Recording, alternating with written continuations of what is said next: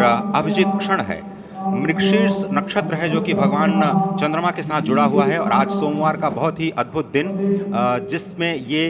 परम योग बना है। इंद्र योग, आनंद योग, सर्वार्थ सिद्धि योग, अमृत सिद्धि योग, पूर्व कालामृतानुसार जो बाण पंचक सिद्धि योग नहीं होने से ये संजीवनी योग बन रहा है। आप स्पष्ट तौर पर समझे कि ये जो पंचबाण है, पंचबाण न होने से ये संजीवनी योग और लग्नेश मंगल में होने से नवमेश गुरु की परंपरा दृष्टि होने से राजयोग बन रहा है। इस अद्भुत क्षण में, इस अद्भुत योग में ये जो प्राण प्रतिष्ठा होनी है 12:30 बजे, जिसके लिए 84 सेकंड्स का समय निर्धारित किया गया है। आप समझिए कि मकर में इस वक्त भगवान सूर्य हैं और उनके होते हुए पौषे राज्य विविध स्यात्, यह बृहस्पति वचन यहाँ चरितार्थ होता है। तो ऐसे में मंगल प्रसंग में सभी को सम्मिलित होने का जो प्रण है, भगवान श्री राम को यहाँ पर लाने का जो मुहूर्त है वो अद्भुत है और इससे राम राज्य की प्रतिस्थापना करने में भारत को अवश्य मदद मिलेगी। और इसी संकल्प के साथ आज इस प्राण प्रतिष्ठा समारोह की शुरुआत हुई है और अब से थोड़ी ही देर में वो दिव्य क्षण आने वाला है जब भगवान श्री राम में प्राण प्रतिष्ठित होंगे। निश्चित तौर से वह क्षण समीप है जिसका इंतजार सदियों से लोगों का था। वो क्षण समीप है जिसका समूचा चराचर, यक्ष, गंधर्व, सुर, नर, हर कोई आकर उसका साक्षी बन रहा है। समूचे भारत के सभी पंथ, संप्रदाय, मतांतर, सभी धर्मों के धर्माचार्य, महामंडलेश्वर, हर कोई यहाँ मौजूद है। और निश्चित तौर से अगर देखें तो इन्हीं क्षणों के लिए कहा गया है कि नमन करें इस मातृभूमि को, नमन करें आकाश को, बलिदानों की पृष्ठभूमि पर निर्मित इस इतिहास को। असंख्य जो बलिदान दिए गए उस पर आज संकल्प की सिद्धि का दिन है। आज इतिहास तो अयोध्या में लिखा ही जा रहा है। आज एक नए सांस्कृतिक युग का सूत्रपात भी अयोध्या से हो रहा है और आह्वान किया जा सकता है संकल्प के बाद पूरे देश से कि अरुणोदय हो चुका वीर, अब कर्म क्षेत्र में जुट जाएं, अपने खून पसीने से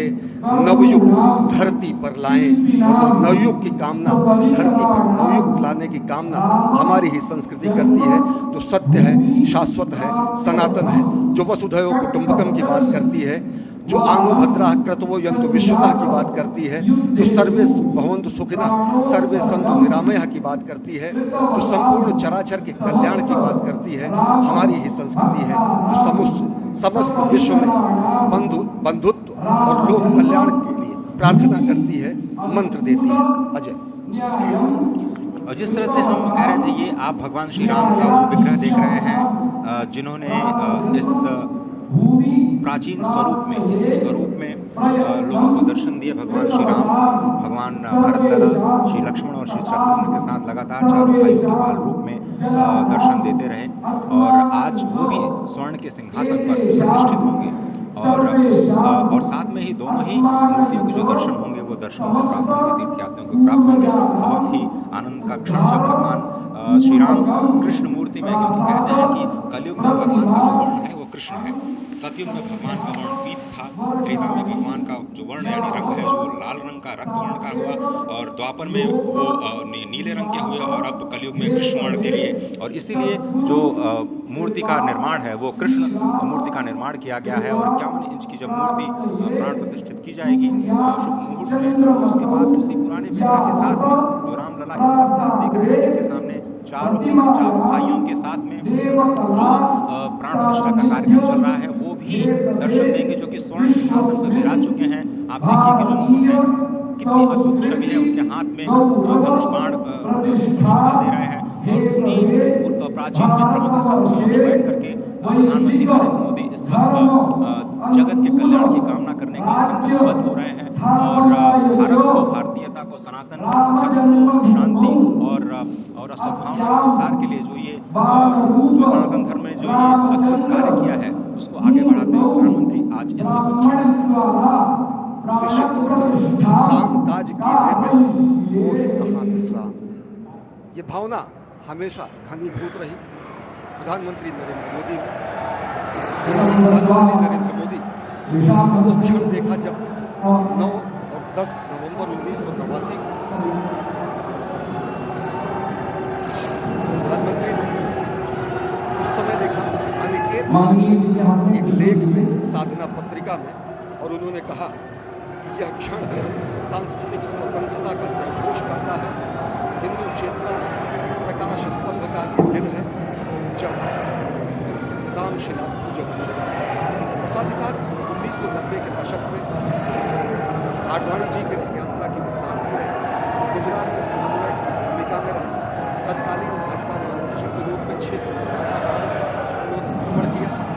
उस भ्रमण के दौरान नवरात्र भी पड़ा, जिसमें केवल जल का भोग करके ही 6 से अधिक गाँव में प्रधानमंत्री नरेंद्र मोदी ने रथ यात्रा का कुशल संचालन किया, समन्वय किया। सोमनाथ से अयोध्या की इस यात्रा के सारथी के रूप में अगर देखें तो एक वीर व्रती के रूप में नवरात्र के समय में जल पीकर 18 घंटे से ज्यादा एक वीर व्रती के रूप में प्रधानमंत्री ने तत्कालीन महासचिव भाजपा के बीजेपी इकाई के थे, इन्होंने अपना अंशदान किया। और अगर एकात्मता यात्रा की बात करें, 1992 में 14 जनवरी को आज से 32 वर्ष पहले प्रधानमंत्री नरेंद्र मोदी एक कार्यकर्ता के रूप में अयोध्या आए थे। उन्होंने शपथ लिया था यहाँ पर जब भव्य मंदिर का निर्माण होगा तो उनका पुनरागमन होगा, और वह क्षण आज